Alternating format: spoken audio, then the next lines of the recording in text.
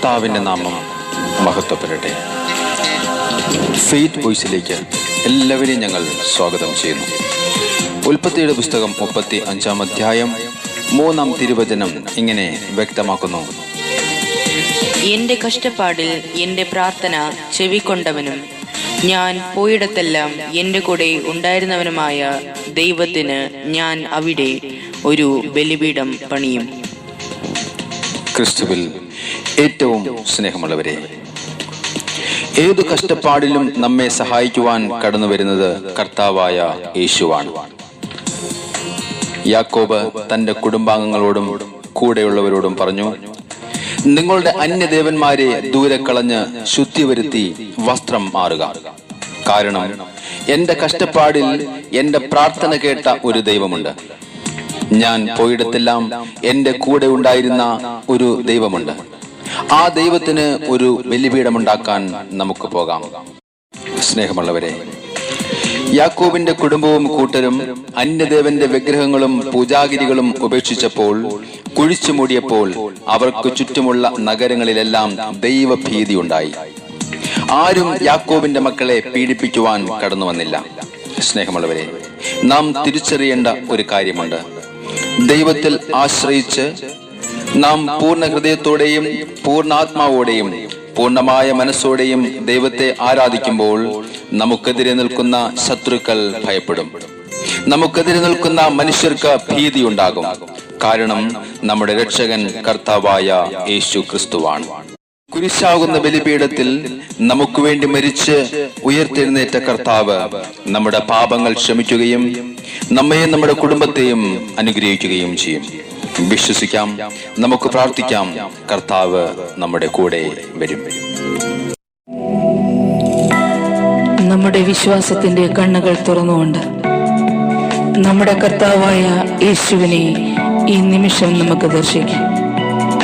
നിലയില്ലാത്ത അങ്കി ധരിച്ച നമ്മുടെ കർത്താവായ യേശു, മാറത്ത് പൊൻകച്ച കെട്ടിയ നമ്മുടെ ദൈവം, അതിശക്തനായ ദൈവം, ആ കർത്താവിനെ നമുക്ക് ഈ നിമിഷം ആരാധിക്കാം.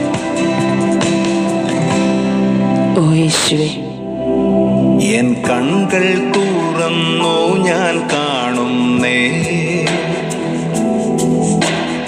ഏഴു പൊൻവിളക്കിൻ നടുവിൽ. ആമേൻ. എൻ കൺകൾ തുറന്നു ഞാൻ കാണുന്നേ ഏഴു പൊൻവിളക്കിൻ നടുവിൽ. നീലയങ്കി ധരിച്ച പ്രിയൻ, മാറത്തു പൊൻകച്ച കെട്ടിയും. ഓ എന്റെ യേശുവേ, നീലയങ്കി ധരിച്ച പ്രിയൻ, മാറത്തു പൊൻകച്ച കെട്ടിയും. ആദ്യനും അന്ത്യനുമായ ദൈവം,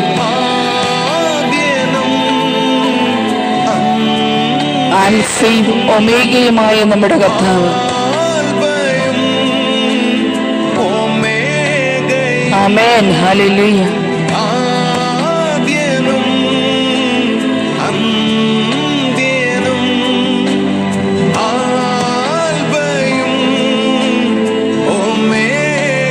സ്തുതികൾക്ക് യോഗ്യനായ കർത്താവ്, യോഗ്യനേ അങ്ങു മാത്രം യേശുവേ. ആമേൻ. ഹല്ലേലൂയ. സ്തുതികൾക്ക് യോഗ്യനേ അങ്ങു മാത്രം യേശുവേ. ഹിമം പോലെ തലമുടി, അഗ്നിജ്വാലയ്ക്കൊത്ത കണ്ണുള്ളിൽ ഉള്ള ദൈവം, പെരുവെള്ളത്തിന്റെ ഇരച്ചിൽ പോലെ കർത്താവിന്റെ ശബ്ദം ഇതാ മുഴങ്ങുന്നു.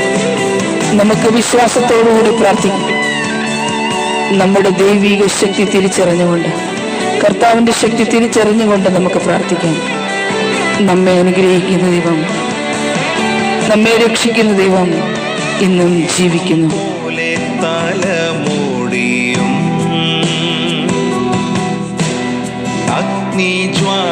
കരുണയ്ക്കൊത്ത കണ്ണുള്ളോ ഓ എൻ്റെ യേശു, പെരുവെള്ളത്തിൻ നീരച്ചിൽ പോലെ പ്രിയൻ ശബ്ദം കാതിൽ മുഴങ്ങി. യേശുവേ സ്തോത്രം. പെരുവെള്ളത്തിൻ നീരച്ചിൽ പോലെ പ്രിയൻ ശബ്ദം കാതിൽ മുഴങ്ങി.